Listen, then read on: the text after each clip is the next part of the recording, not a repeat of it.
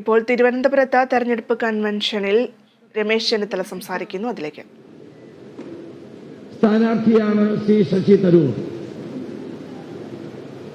ഒരു parliament member എങ്ങനെ പ്രവർത്തിക്കണമെന്ന് ഇന്ത്യയിലെ ജനങ്ങൾക്ക് കാണിച്ചു കൊടുത്ത ഒരു പാർലമെന്റ് മെമ്പർ എന്ന വിശേഷണമാണ് ശ്രീ ശശി തരൂർ നൽകാൻ ഞാൻ ആഗ്രഹിക്കുന്നത്. അദ്ദേഹത്തിന്റെ പ്രസംഗങ്ങൾ, പാർലമെന്റിനകത്തെ പ്രസംഗങ്ങൾ, ഇടപെടലുകൾ, രാജ്യത്തിന്റെയും രാജ്യത്തിന് പുറത്തുമുള്ള വിഷയങ്ങളിലുള്ള അദ്ദേഹത്തിന്റെ നിലപാടുകൾ, അതെല്ലാം രാജ്യം ആദരവോടുകൂടി തന്നെ നോക്കിക്കണ്ടിട്ടുള്ളതാണ് എന്നതാണ് സത്യം. അന്തർദേശീയ തലത്തിൽ UN സെക്രട്ടറി ജനറൽ സ്ഥാനത്തേക്ക് ഇന്ത്യയുടെ പ്രതിനിധിയായി മത്സരിച്ച വ്യക്തിയാണ് അദ്ദേഹം. വർഷങ്ങളോളം ഐക്യരാഷ്ട്രസഭയിൽ സെക്രട്ടറി ജനറൽ തൊട്ട് താഴെ പ്രവർത്തിച്ച വ്യക്തിയാണ് അദ്ദേഹം.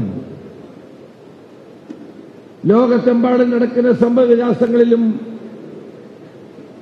മനുഷ്യരുടെ അവകാശങ്ങൾക്ക് വേണ്ടിയും സമാധാന ശ്രമങ്ങൾക്ക് വേണ്ടിയും ഉജ്ജ്വലമായ നിലപാടുകൾ സ്വീകരിക്കുകയും അതിന് നേതൃത്വം കൊടുക്കുകയും ചെയ്ത വ്യക്തിയാണ് അദ്ദേഹം. അദ്ദേഹം തിരുവനന്തപുരത്തേക്ക് തിരിച്ചു വന്ന സാഹചര്യത്തിൽ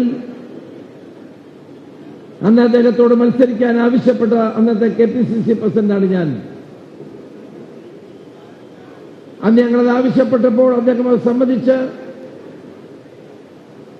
തിരുവനന്തപുരത്ത് അദ്ദേഹത്തെ മത്സരത്തിന് വേണ്ടി ഇറങ്ങിയപ്പോൾ തിരുവനന്തപുരത്തെ ജനങ്ങൾ രണ്ട് കൈയിൽ നീട്ടി അദ്ദേഹത്തെ സ്വീകരിക്കുകയുണ്ടായി. ഇന്ന് അദ്ദേഹത്തിന്റെ പ്രവർത്തനങ്ങൾ പരിശോധിക്കുമ്പോൾ